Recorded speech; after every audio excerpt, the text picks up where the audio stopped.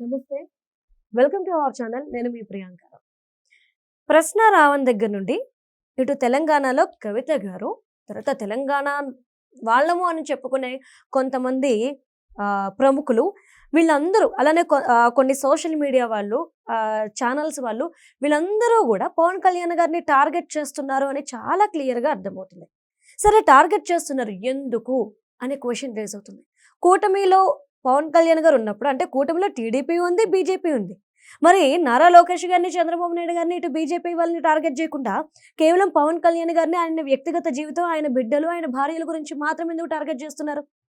పవన్ కళ్యాణ్ అంటే జనసేన పార్టీకి చెందిన నాయకుల మీద ఎందుకు ఈ టార్గెట్లన్నీ? అసలు వైసీపీకి కావాల్సింది ఏంటి? ఏం చేయాలనుకుంటున్నారు? మరి పవన్ కళ్యాణ్ గారు వీటన్నిటిని ఎలా ఎదుర్కొంటారు అనేదే పెద్ద క్వశ్చన్ మార్క్. సరే, అసలు పవన్ కళ్యాణ్ గారి చుట్టూ జరుగుతున్న కుట్ర ఏంటి? ఎందుకోసం? ఎవరు లాభపడటం కోసం? తెలంగాణ వాళ్ళ కోసమా లేదా ఆంధ్ర వాళ్ళ కోసమా? దీని మీద మనం డిస్కస్ చేద్దాం. మనతో పాటు జనసేన పార్టీ రాష్ట్ర అధికార ప్రతినిధి కూసుంపూడి శ్రీనివాస్ గారు ఉన్నారు. ఆయన అడుగుతాం. నమస్కారం సార్. అంటే పవన్ కళ్యాణ్ గారు గెలిచేంత వరకు కూడా నిజంగా అదొక టాస్క్. ఆయన ఎదుర్కొన్నట్టు ఎవరు ఎదుర్కోలేరు. ఇది అందరూ ఒప్పుకోవాల్సిన విషయం. అయిపోయింది, ఎలక్షన్ అయిపోయిన తర్వాత కూటమిలో ముగ్గురు ఉన్నప్పుడు ముగ్గురిని టార్గెట్ చేయడం మానేసి పవన్ కళ్యాణ్ గారిని, ఆయన పార్టీ వాళ్ళని మాత్రం ఎందుకు టార్గెట్ చేస్తున్నారు?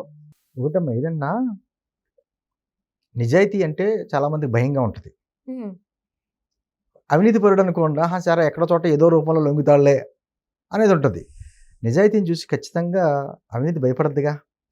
రెండోది, మీరు ఎందుకు అంటున్నారంటే ఆంధ్ర తెలంగాణ మొత్తం కలిపి రాజకీయాలుగా ఇప్పుడు వచ్చినాయి కాబట్టి, ఇప్పుడు సపోజ్ తెలంగాణలో వైఎస్ఆర్ కాంగ్రెస్ పార్టీ లేదు, కానీ ఉంది, బీఆర్ఎస్ రూపంలో ఉంది.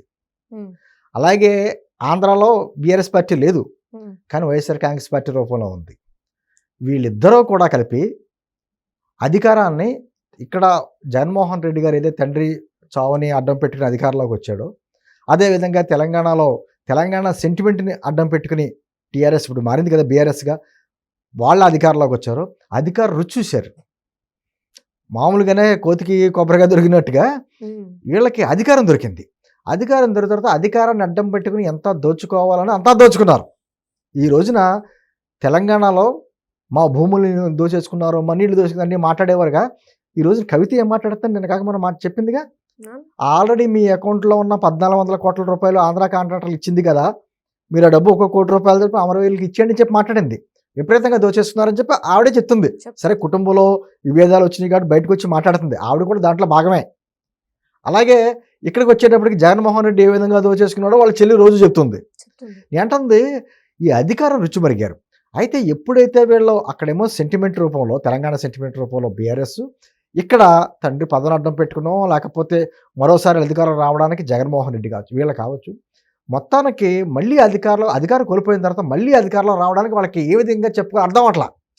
తెలంగాణ ప్రజలకి సెంటిమెంట్ మీద పునాదులు కట్టి ఎన్నాళ్ళలో పరిపాలన చేయలేము అని చెప్పి అర్థమైంది ఇక్కడ. అందుకనే తెలంగాణ ప్రజలు ఎక్కడ ఉంచాలో 2 సార్లు అవకాశం ఇచ్చారు, కూర్చోబెట్టారు. అలాగే ఇక్కడ జగన్మోహన్ రెడ్డికి 5 సంవత్సరాలు అవకాశం ఇచ్చిన తర్వాత అతని పరిపాలన ఏంటి, అతని విధానం ఏంటి, అతని మనస్తత్వం ఏంటి తెలుసుకున్నారు కాబట్టి పక్కన పెట్టారు. కాకపోతే వీళ్ళు మళ్ళీ అధికారంలోకి ఏదో విధంగా రావాలి అంటే వాళ్ళు ఎంచుకున్న మార్గం ఏంటి? గతంలో ఆల్రెడీ వాళ్ళ పరిపాలన చూశారు కాబట్టి ప్రజలు, నేను వచ్చి మళ్ళీ ఏదో చేస్తానని నమ్మరు. నీకు ఆల్రెడీ అవకాశం ఇచ్చాం కాబట్టి నువ్వేం చేయలేదు, కొత్తగా వచ్చి ఏం చేస్తామని అడుగుతారు.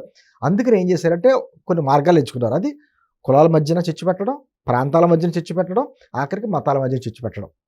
ఒక రకమైనటువంటి స్వారీ చేస్తున్నారు. వాళ్ళ పులి స్వారీ అంటారు చూసారా, అది దిగితే పులి ఏం చేస్తుందో తెలుసు వాళ్ళకి, ఆ స్వారీ చేస్తున్నారు. అయితే వీళ్ళకి ఏంటంటే ఇప్పుడు ఈ రోజున పవన్ కళ్యాణ్ గారు అనే వ్యక్తి కూటమి ప్రభుత్వం ఏర్పడడానికి ఒక మూల కేంద్రం. ఎందుకంటే ఒక అద్భుతమైన ఫేమ్లో ఉన్నటువంటి సినిమా నటుడు అతను రాజకీయాల్లోకి వచ్చినప్పుడు 2014లో పార్టీ పెట్టిన తర్వాత రాష్ట్ర విభజన జరిగినటువంటి కొత్తలో, ఈ టైంలో నేను మళ్ళీ నా పార్టీ తరఫున కొంతమంది అభ్యర్థులు నిలబెడితే జగన్మోహన్ రెడ్డి అధికారులకు వచ్చే అవకాశం ఉంది కాబట్టి అతను అధికారంలోకి వస్తే మొత్తం రాష్ట్ర చిన్నాభిన్నం అయిపోద్ది అనేటువంటి విధానం అతను తెలుసు కాబట్టి ఆనాడే తెలుగుదేశానికి బీజేపీకి సపోర్ట్ చేశారు.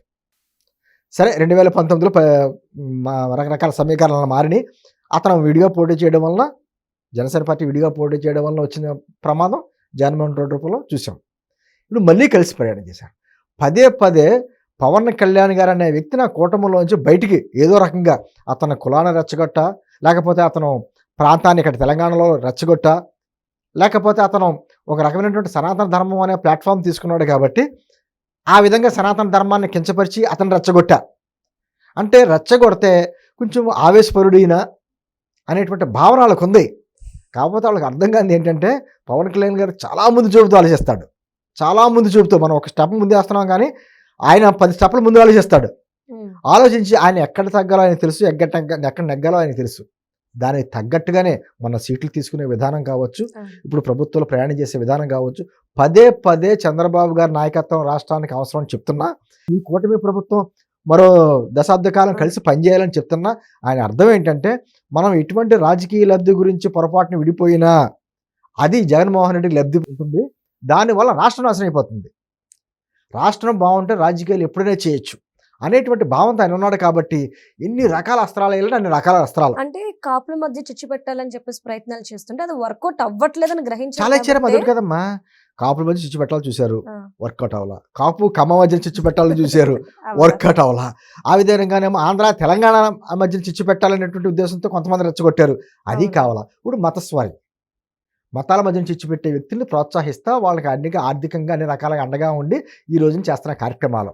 లేకపోతే వీళ్ళందరి మీద ప్రేమ కదా మనకి, ఈ జోసెఫ్ మీద కానీ లేకపోతే సోకాల్డ్ కొంతమంది వ్యక్తుల మీద కానీ లేకపోతే ఆంధ్ర వాళ్ళు ఎక్కడికి వస్తారా అని చెప్పి మాట్లాడే ఈ ప్రాంతీయ విభజనవాదుల మీద కానీ వీళ్ళెవరి మీద వీళ్ళకి ప్రేమ కాదు. కేవలం వీళ్ళని పావులుగా ఉపయోగించుకుంటున్నారు.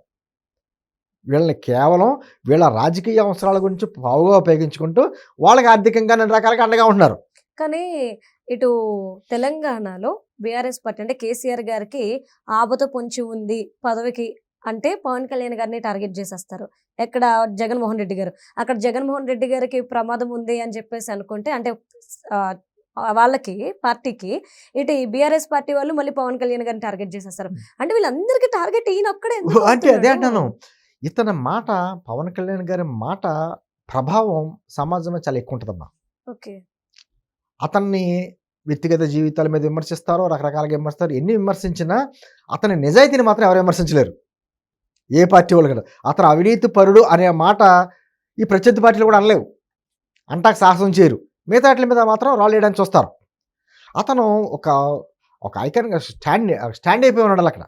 ఏ విధంగానో ఆంధ్రప్రదేశ్లో కూటమి ప్రభుత్వం కలిసి ఉండాలి, ఖచ్చితంగా ఎటువంటి కుట్రలకి మనం బలి కాకూడదు అనేటువంటి విధానంతో ఉన్నాడు. అలాగే తెలంగాణలో మా పార్టీ బలోపేతానికి కృషి చేస్తున్నాం మేము. అంటే వ్యవస్థలో లోపాలు ఎక్కడుంటే అక్కడైనా మాట్లాడతాడు. ఆయన మాట్లాడిన ప్రభావం సమాజం మీద ప్రజల మీద ఎక్కువ ఉంటుంది. దానివల్ల మనకు రాజకీయ భవిష్యత్తు ఉండదు అనేటువంటి విధానంతో ఎన్ని రకాలుగా చిచ్చుపెట్టాలి, రకాలుగా టార్గెట్ పవన్ కళ్యాణ్. ఒకటేనమ్మా, సంబంధం లేని వ్యవహారాల్లో కూడా ఇడుపుగా అయితే సినిమా టైటిల్ వస్తే దాని మీద కూడా కవిత మాట్లాడిందంటే పవన్ కళ్యాణ్ గారి టార్గెట్స్ మాట్లాడింది. అలాగే జగన్మోహన్ రెడ్డి అండ్ కో ఈ సోషల్ మీడియాలో ఫేక్ అకౌంట్స్ క్రియేట్ చేసి, ఇప్పుడు కదమ్మా ఆల్రెడీ ఫేక్ అకౌంట్స్ క్రియేట్ చేసి తెలుగుదేశం జనసేన మధ్యన చిచ్చు పెట్టడానికి తెలుగుదేశం పార్టీ కార్యకర్తల రూపంలో జనసేన తిట్టడం, లేకపోతే జనసేన కార్యకర్తల రూపంలో తెలుగుదేశం తిట్టడం, కులాల మధ్యన మాట్లాడడం. అదేవిధంగా ఖచ్చితంగా అమ్ముడైపోయే వ్యక్తులు కొంతమంది ఉంటారు, ఏ కులంలో అయినా. వాళ్ళని అడ్డం పెట్టుకుని వాళ్ళతో సభలో సమావేశాలు నిర్వహించేలా చేయడం. లేకపోతే పెద్ద టార్గెట్ ఏంటంటే కొన్ని వర్గాలను ఏకం చేయడానికి హిందూ మతాన్ని టార్గెట్గా ఎంచుకోవడం. ఒకటే వీళ్ళందరి ఉద్దేశంలో ఒకటే, హిందూ మతాన్ని తిడితే ఏదో హీరోయిజం అనుకుంటారు, పవన్ కళ్యాణ్ గారిని తిడితే ప్రచారం వస్తుంది. ఇదే కాన్సెప్ట్. ఈ కాన్సెప్టే తప్ప వేరే ఉద్దేశాలు ఏముంటాయి. ఏదో రకంగా రెండు ప్రాంతాల్లో అక్కడ వైఎస్ఆర్ కాంగ్రెస్ పార్టీ, ఇక్కడ బీఆర్ఎస్ పార్టీ రెండూ వస్తే అధికారంలో మళ్ళీ కలిపి దోచుకోవచ్చు. ఎందుకంటే జగన్మోహన్ రెడ్డి అధికారంలో రావడానికి బీఆర్ఎస్ పార్టీ వారి నాయకులను కూడా ఆంధ్ర పంపించారు. అప్పట్లో తలసాని శ్రీనివాసరావు లాంటి వాళ్ళు ఇక్కడ బీసీ సామాజిక వర్గాన్ని అందరినీ గ్రూపులతో కలిసి కూర్చొని మాట్లాడడానికి పంపించారు, ఆర్థికంగా సాయాలందిని.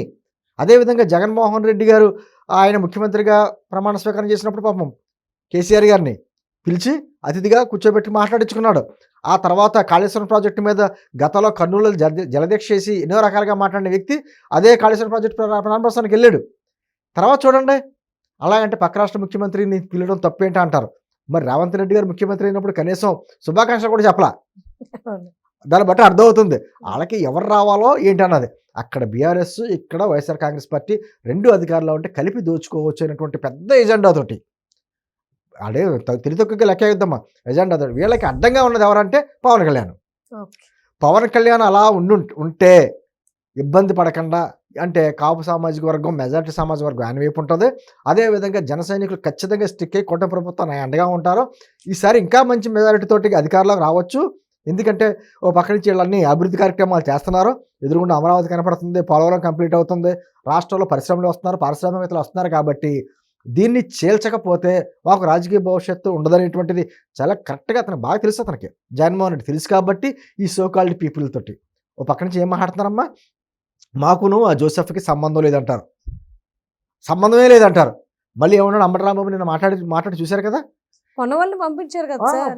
పాప ఇతను సరిపోవట్లేదు, ఆఫ్ సూట్ గా అయిపోయి పాప అని ఒక అతన్ని పక్క తప్పించి పొన్నవాళ్ళని పంపించారు. పొన్నవాళ్ళని పంపితే ఏంటంటే ఖచ్చితంగా జైలు శిక్ష పడుద్ది, అతని జాతకం అటువంటిది. అయితే అటువంటి అంటే అన్ని రకాలుగా సాయాలు అందిస్తున్నారు. నీకు ఎందుకమ్మా నేను ఉన్నానని చెప్పేసి ఎయిర్పోర్ట్లో ఆ ప్రశ్నకు సంబంధించిన ఆవిడ్ని పాపం ఓదార్చడిన. అదేవిధంగా వీళ్ళు చేసే కార్యక్రమం అంబటరాంబాబు ఎటువంటి మాటలు మాట్లాడుతున్నాడమ్మా, ఖచ్చితంగా ఇప్పుడున్న సమాజంలో రావణాసురుడే గెలుపొందుతాడు అనే మాట మాట్లాడుతున్నాడు. అంటే ఎంతవరకు బరి తెగించేశారు వీళ్ళు. అంటే ఏదో రకంగా ఖచ్చితంగా సమాజంలో చిచ్చు పెట్టైనా అధికారంలో రావాలి, అధికారంలో రాకపోతే మనకి ఎటువంటిది ఏం ఉండదు, దోచుకోవడానికి అవకాశం ఉండదు, ప్రజలు మనల్ని పూర్తిగా మర్చిపోతారు అనేటువంటి భయాందోళనలోకి వెళ్ళిపోయారు. కాబట్టి వీళ్ళందరూ కూడా టార్గెట్గా పవన్ కళ్యాణ్ చేశారన్నమాట. పవన్ కళ్యాణ్ విమర్శిస్తే ఎక్కడో చోట ఆయన బరస్ట్ అయ్యి ఏదో రకంగా కూటమి నుంచి వచ్చేస్తాడు, మనం బయటకు వచ్చేస్తే మధ్యలో మనం ఎత్తుకుపోవచ్చు అనేటువంటి ఆలోచన ఉంది. కాబట్టి ఖచ్చితంగా పవన్ కళ్యాణ్ టార్గెట్ చేయడం అదే. ఇవన్నీ గుర్తెరిగాడు కాబట్టి పవన్ కళ్యాణ్ గారు పదే సమావేశాల్లో అంటున్నాడు, మనం పోరాటం చేస్తుంది ఒక రాక్షసులతోటి, ఖచ్చితంగా కులాల మధ్య, మతాల మధ్య, ప్రాంతాల మధ్య చిచ్చు పెడతారు. మనం ఏం కుల సంఘం పెట్టుకోలేదు, మన రాజకీయ పార్టీ మనకు అన్ని కులాలు కావాలి, మనకి అన్ని మతాల వారు కావాలి, మనం సాంప్రదాయంగా మన సనాతనవాదాన్ని మనం ఏదో బలపరుచుకుంటున్నా కానీ మిగతా కులాలకు కూడా ఏమన్నా ఇబ్బంది కలిగితే మనం అండగా ఉంటాం. అన్ని కులాలు, అన్ని మతాలు, అన్ని ప్రాంతాలు కలిసి ఉండాలి, డెవలప్మెంటే మన ఎజెండా అని పదే చెప్తున్నారు.